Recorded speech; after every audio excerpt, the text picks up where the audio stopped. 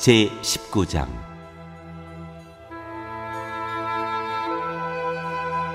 요압이 다윗에게 항의하다. 왕이 목 놓아 울면서 압살롬의 죽음을 슬퍼하고 있다는 소문이 요압에게 전해졌다.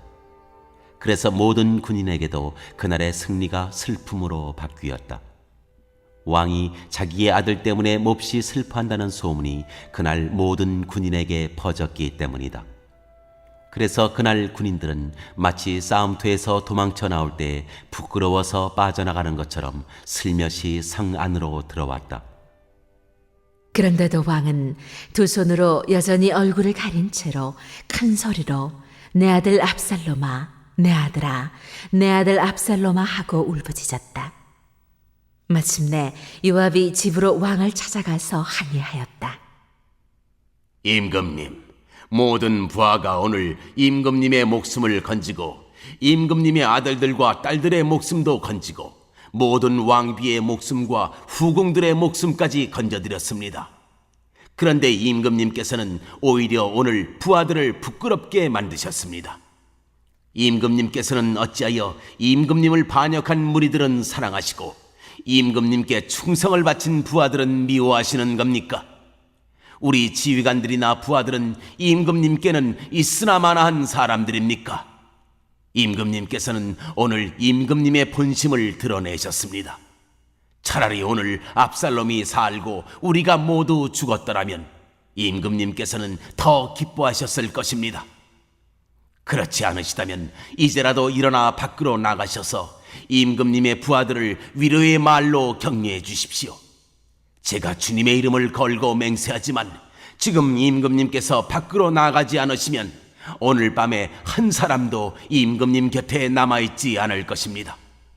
그러면 임금님께서 젊은 시절부터 이제까지 당한 그 모든 환난보다도 더 무서운 환난을 당하실 것입니다.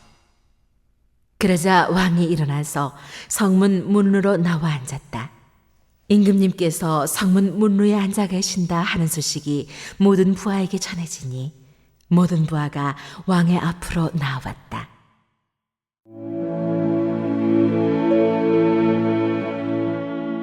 다윗의 귀환 준비.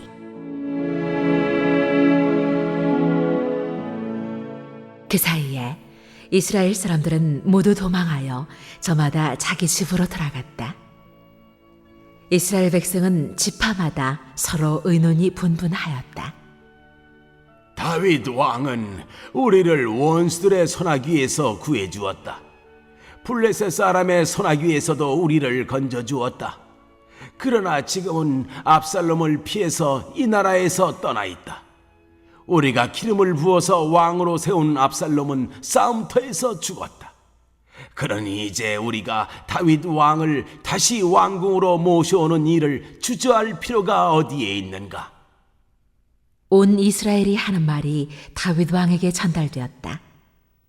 다윗 왕은 두 제사장 사독과 아비아달에게 사람을 보내서 이렇게 말하였다. 유다 장로들에게 나의 말을 전하여 주십시오. 그들이 어찌하여 왕을 다시 왕궁으로 모시는 일에 맨 나중이 되려고 하는지. 그들은 나의 친족이요 나의 고륙지친인데 어찌하여 왕을 다시 모셔오는 일에 맨 나중이 되려고 하는지 물어보시기 바랍니다. 그리고 아마사에게는 그가 나의 고륙지친이면서도 요압을 대신하여 군대 사령관이 되지 않는다면 하나님이 나에게 무슨 벌을 내리시더라도 내가 달게 받겠다고 하더라고 알려주십시오. 이렇게 다윗이 모든 유다 사람의 마음을 하나같이 자기 쪽으로 기울게 하니 그들이 왕에게 사람을 보내서 말하였다. 임금님께서는 부하들을 모두 거느리고 어서 빨리 돌아오시기를 바랍니다.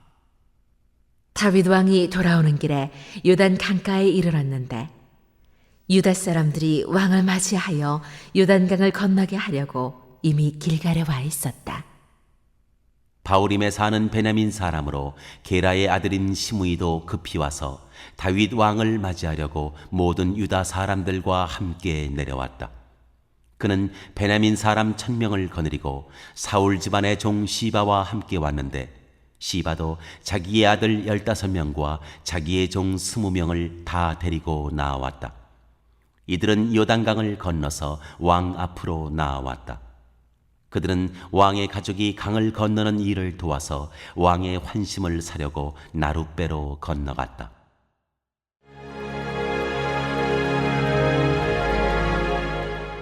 다윗과 시므이. 왕이 요단강을 건너려고 할 때에 게라의 아들 시므이가 왕 앞에 엎드려서 말하였다. 임금님, 이 종의 허물을 마음에 두지 말아 주십시오.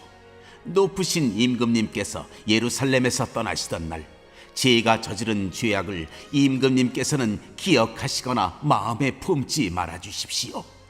바로 제가 죄를 지은 줄을 이 종이 잘 알고 있습니다. 그렇기 때문에 제가 오늘 요셉 지파의 모든 사람 가운데서 맨 먼저 높으신 임금님을 맞으러 내려왔습니다. 수루야의 아들 아비새가 그 말을 받아서 왕에게 말하였다.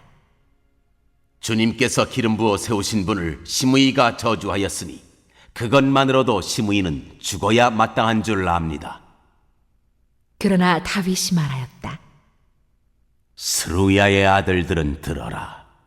나의 일에 왜 너희가 나서서 오늘 나의 대적이 되느냐?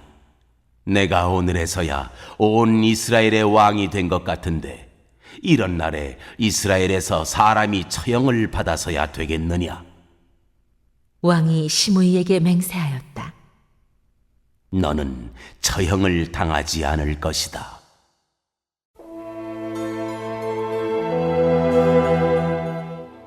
다윗과 무비보셋. 그때에 사울의 손자 무비보셋도 왕을 맞으러 내려왔다. 그는 왕이 떠나간 날부터 평안하게 다시 돌아오는 날까지 발도 씻지 않고 수염도 깎지 않고 옷도 빨아입지 않았다. 그가 예루살렘에서 와서 왕을 맞이하니 왕이 그에게 물었다. 무비보셋은 어찌하여 나와 함께 떠나지 않았느냐? 그가 대답하였다. 높으신 임금님, 저는 다리를 절기 때문에 나귀를 타고 임금님과 함께 떠나려고 제가 탈 나귀의 안장을 얹으라고 저의 종에게 일렀으나 종이 그만 저를 속였습니다. 그리고는 그가 임금님께 가서 이 종을 모함까지 하였습니다. 임금님은 하나님의 천사와 같은 분이시니 임금님께서 좋게 여기시는 대로 처분하시기를 바랍니다. 제 아버지의 온 집안은 임금님에게 죽어도 마땅한 사람들 뿐인데 임금님께서는 이 종을 임금님의 상에서 먹는 사람들과 함께 먹도록 해주셨으니 이제 저에게 무슨 염치가 있다고 임금님께 무엇을 더 요구하겠습니까? 그러나 왕은 그에게 말하였다. 네가 어찌하여 그 이야기를 또 꺼내느냐? 나는 이렇게 결정하였다. 너는 시바와 밭을 나누어 가져라. 무비보셋이 왕에게 아뢰었다. 높으신 임금님께서 안전하게 왕궁으로 돌아오시게 되었는데 이제 그가 그 밭을 다 차지한들 어떻습니까?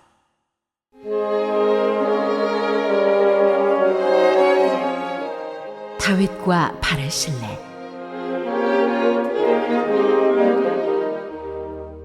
그때에 길라앗 사람 바르실레도 루글림에서 내려와서 왕이 요단강을 건너는 일을 도우려고 요단 강가에 이르렀다. 바르실레는 아주 늙은 사람으로 나이가 80살이나 되었다. 그는 큰 부자였으므로 왕이 마하나임에 머물러 있는 동안에 왕에게 음식을 공급하였다. 왕이 바르실레에게 말하였다. 노인께서는 나와 함께 건너가시지요. 나와 같이 가시면 내가 잘 대접하겠습니다. 그러나 바르실레는 왕에게 아뢰었다. 제가 얼마나 더 오래 산다고 임금님과 함께 예루살렘으로 올라가겠습니까? 제 나이가 지금 80입니다. 제가 이 나이에 좋은 것과 나쁜 것을 어떻게 가릴 줄 알겠습니까? 이 종이 무엇을 먹고 무엇을 마신들 그 맛을 알기나 하겠습니까? 노래하는 남녀가 아름다운 노래를 부른들 제가 이 나이에 잘 알아듣기나 하겠습니까? 그러니 이 종이 높으신 임금님께 다시 짐이 되어서야 되겠습니까? 이 종은 임금님을 모시고 요단강을 건너려는 것뿐인데 어찌하여 임금님께서는 이러한 상을 저에게 베푸시려고 하십니까? 부디 이 종을 돌아가게 하셔서 고향 마을에 있는 제 아버지와 어머니의 무덤 곁에서 죽게 하여 주시기를 바랍니다. 그 대신에 이 종의 아들 김함이 여기에 있으니 그가 높으신 임금님을 따라가게 하시고 임금님께서 바라시는 대로 그에게 잘 대하여 주시기를 바랍니다. 그러자 왕이 약속하였다. 물론 내가 김함을 데리고 가겠소. 그리고 노인께서 보시기에 만족하도록 내가 그에게 잘 대하여 주겠고 또 나에게 특별히 부탁한 것은 무엇이든지 내가 다 이루어드리겠소. 드디어 온 백성이 요단강을 건넜고 왕도 건너갔다. 왕이 바르실레에게 입을 맞추고 복을 빌어주니 바르실레가 자기의 고장으로 돌아갔다. 왕이 길갈로 건너갈 때에 김함도 왕을 따라서 건너갔다.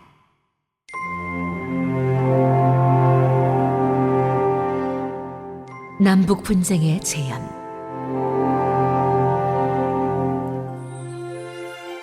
온 유다 백성과 이스라엘 백성의 절반이나 왕을 따라서 요단강을 건너갔다.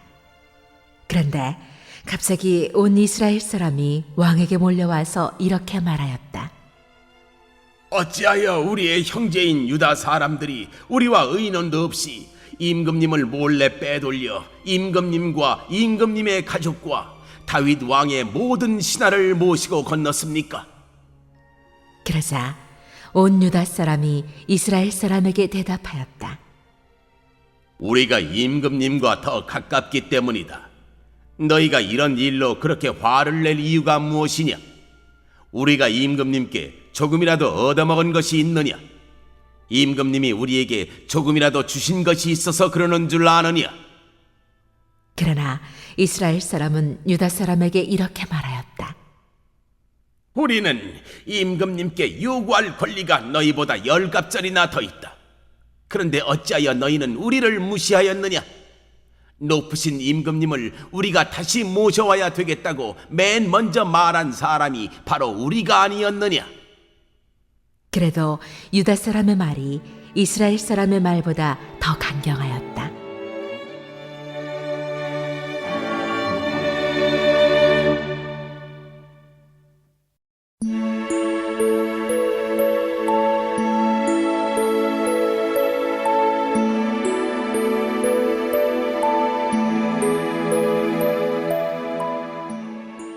제20장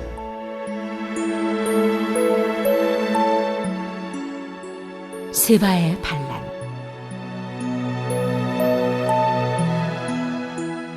그 즈음에 불량배 한 사람이 그곳에 있었는데 그의 이름은 세바였다. 그는 비그리의 아들로서 베냐민 사람이었다. 그는 나팔을 불면서 이렇게 외쳤다. 우리가 다윗에게서 얻을 몫은 아무것도 없다. 우리가 이새의 아들에게서 물려받을 유산은 아무것도 없다. 그러니 이스라엘 사람들아, 모두들 자기의 집으로 돌아가자. 이 말을 들은 온 이스라엘 사람은 다윗을 버리고 비그리 아들 세바를 따라갔다. 그러나 유다 사람은 요단강에서 예루살렘에 이르기까지 줄곧 자기들의 왕을 따랐다. 다윗은 예루살렘의 왕궁으로 돌아온 뒤에 예전에 왕궁을 지키라고 남겨둔 후궁 10명을 붙잡아서 방에 가두고 감시병을 두었다. 왕이 그들에게 먹을 것만 주고 더 이상 그들과 잠자리를 함께하지 않았으므로 그들은 죽을 때까지 갇혀서 생과부로 지냈다. 왕이 아마사에게 명령하였다. 장군은 유다 사람을 사흘 안에 모아 나에게 데려오고 그대도 함께 오시오. 아마사가 유다 사람을 모으러 갔으나 왕이 그에게 정하여 준 기간을 넘겼다. 그래서 다윗은 아비사에게 명령하였다. 이제 비그리의 아들 세바가 압살롬보다도 더 우리를 해롭게 할 것이요. 그러므로 장군은 나의 부하들을 데리고 그를 뒤쫓아가시오. 혹시라도 그가 잘 요새화된 성읍들을 발견하여 그리로 피하면 우리가 찾지 못할까 염려되오. 그래서 요압의 부하들과 그렛 사람과 블렛 사람과 모든 용사가 비그리 아들 세바를 뒤쫓아가려고 아비새를 따라 예루살렘 밖으로 나갔다. 그들이 기브온의 큰 바위 곁에 이르렀을 때 아마사가 그들의 앞으로 다가왔다.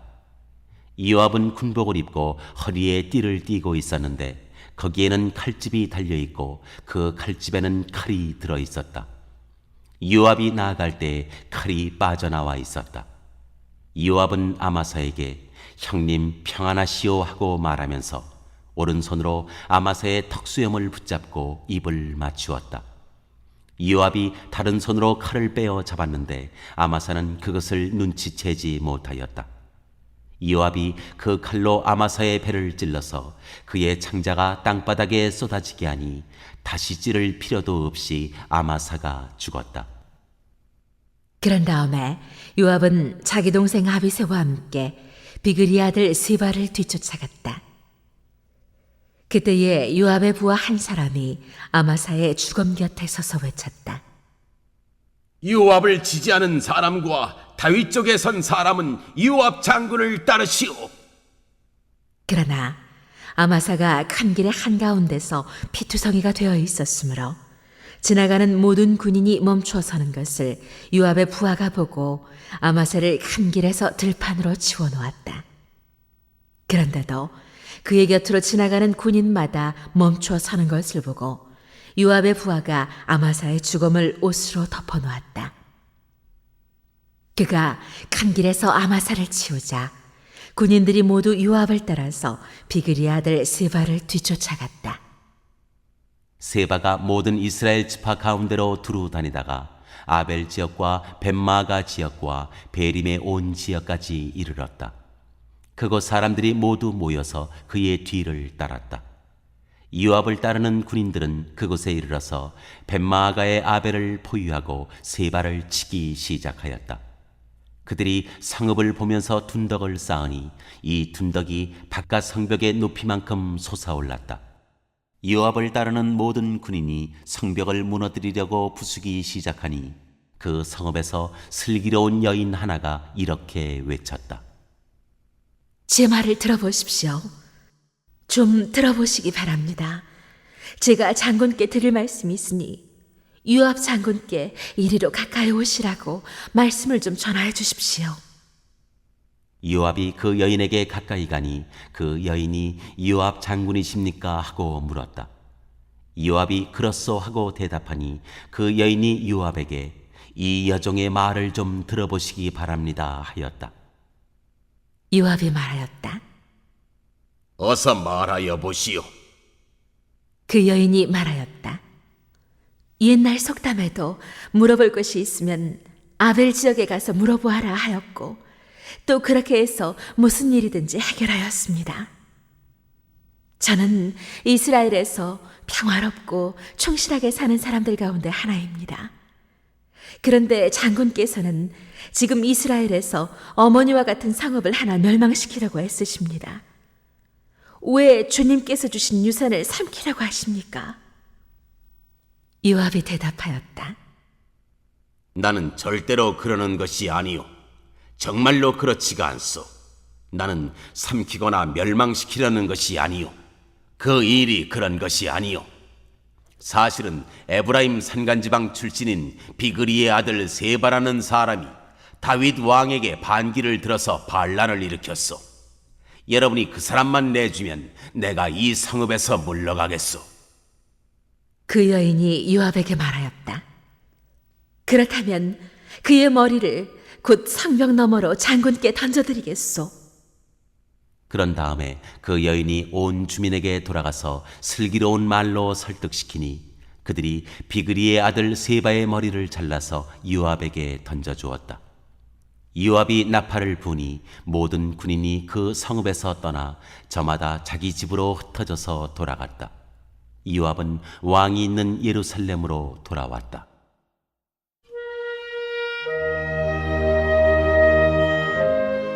다윗의 관리들.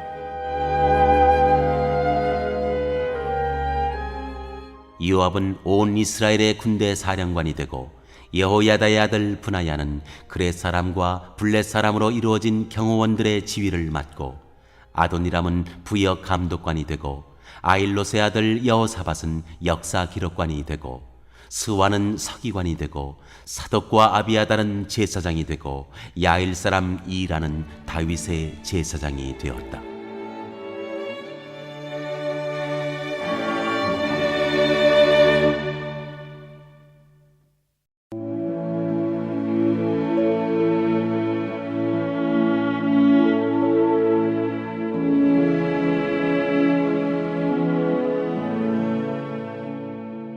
제21장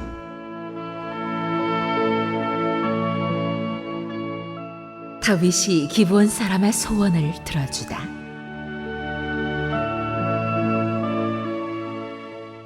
다윗 시대에 새해 동안 흉년이 들었다. 다윗이 주님 앞에 나가서 그 곡절을 물으니 주님께서 대답하셨다. 사울과 그의 집안이 기브온 사람을 죽여 살인죄를 지은 탓이다. 다윗은 기브온 사람을 불러다가 물어보았다. 기브온 사람은 본래 이스라엘 백성의 자손이 아니라 아모리 사람 가운데서 살아남은 사람들이며 이미 이스라엘 백성이 그들을 살려주겠다고 맹세하였는데도 사울은 이스라엘과 유다 백성을 편파적으로 사랑한 나머지 할 수 있는 대로 그들을 다 죽이려고 하였다. 다윗이 기브온 사람에게 물었다. 내가 당신들에게 어떻게 하면 좋겠소? 내가 무엇으로 보상을 하여야 주님의 소유인 이 백성에게 복을 빌어주시겠소? 기브온 사람들이 그에게 말하였다. 사울이나 그의 집안과 우리 사이의 갈등은 은이나 금으로 해결할 문제가 아닙니다. 우리는 이스라엘 사람을 죽일 생각은 없습니다. 다윗이 그들에게 물었다. 그러면 당신들의 요구가 무엇이요? 내가 들어주겠소. 그들이 왕에게 말하였다. 사울은 우리를 학살한 사람입니다. 그는 이스라엘의 영토 안에서는 우리가 어느 곳에서도 살아남지 못하도록 우리를 몰살시키려고 계획한 사람입니다. 그의 자손 가운데서 남자 7명을 우리에게 넘겨주시기를 바랍니다. 그러면 주님께서 택하신 왕 사울이 살던 기브아에서 우리가 주님 앞에서 그들을 나무에 매달겠습니다. 왕이 약속하였다. 내가 그들을 넘겨주겠소. 그러나 다윗은 사울의 아들인 요나단과 그들 사이에 계시는 주님 앞에서 맹세한 일을 생각하여 사울의 손자요 요나단의 아들인 무비보셋은 아껴서 빼놓았다. 그 대신에 왕은 아야의 딸 리스바가 사울과의 사이에서 낳은 두 아들인 알모니와 무비보셋을 붙잡고 또 사울의 딸 메랍이 무홀라 사람 바르실레의 아들인 아드리엘과의 사이에서 낳은 아들 5을 붙잡아다가 기브온 사람의 손에 넘겨주었다. 기브온 사람이 주님 앞에서 그들을 산에 있는 나무에 매달아 놓으니 그 7이 다 함께 죽었다. 그들이 처형을 받은 것은 곡식을 거두기 시작할 무렵 곧 보리를 거두기 시작할 때였다.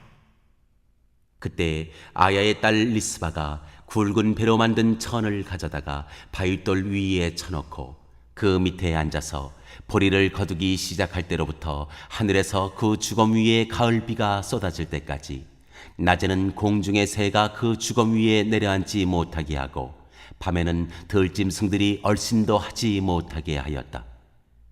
아야의 딸이며 사울의 첩인 리스바가 이렇게 하였다는 소문이 다윗에게 전해지니 다윗이 길앗의 야베스로 가서 사울의 뼈와 그의 아들 요나단의 뼈를 그 주민에게서 찾아왔다. 블레셋 사람이 길보아 산에서 사울을 죽일 때에 블레셋 사람이 사울과 요나단의 시신을 벳산의 광장에 매달아 두었는데 거기에서 그 시신을 몰래 거두어간 이들이 바로 길르앗의 야베스 주민이다. 다윗이 이렇게 사울의 뼈와 그의 아들 요나단의 뼈를 거기에서 가지고 올라오니 사람들이 나무에 매달아 죽인 다른 사람들의 뼈도 모아서 사울의 뼈와 그의 아들 요나단의 뼈와 함께 베냐민 지파의 땅인 셀라에 있는 사울의 아버지 기스의 무덤에 합장하였다. 사람들이 다윗이 지시한 모든 명령을 따라서 그대로 한 뒤에야 하나님이 그 땅을 돌보아 주시기를 비는 그들의 기도를 들어주셨다.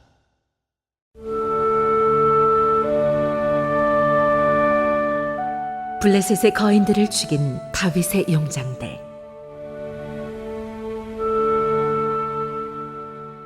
블레셋과 이스라엘 사이에 다시 전쟁이 일어나서 다윗이 군대를 거느리고 내려가서 블레셋 사람과 싸웠다. 블레셋 사람과 싸우는 전투에서 다윗이 몹시 지쳐 있을 때 거인족의 자손인 이스비 분업이라는 사람이 300세겔이나 되는 청동 창을 들고 허리에는 새 칼을 차고 다윗을 죽이려고 덤벼들었다. 그러자 스루야의 아들 아비새가 그 블레셋 사람을 쳐 죽이고 다윗을 보호하였다.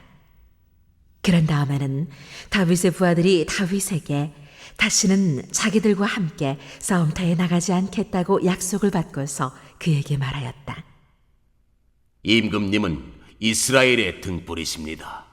우리는 우리의 등불이 꺼지지 않도록 지키고자 합니다. 그 뒤에 다시 곱에서 블레셋 사람과 전쟁이 일어났다. 그때에 후사 사람 십부게가 거인족의 자손인 삽을 쳐 죽였다. 또 곱에서 블레셋 사람과 전쟁이 일어났다. 그때에는 베들레헴 사람인 야레오르김의 아들 엘하난이 가드 사람 골리앗을 죽였는데 골리앗의 창자루는 배틀 앞다리같이 굵었다. 또 가드에서 전쟁이 벌어졌을 때 거인이 하나 나타났는데 그는 손가락과 발가락이 6개씩 모두 24이었다. 이 사람도 거인족의 자손 가운데 하나였다. 그가 이스라엘을 조롱함으로 다윗의 형 삼마의 아들 요나단이 그를 쳐 죽였다. 이 네 사람은 모두 가드에서 태어난 거인족의 자손인데 다윗과 그 부하들에게 모두 죽었다.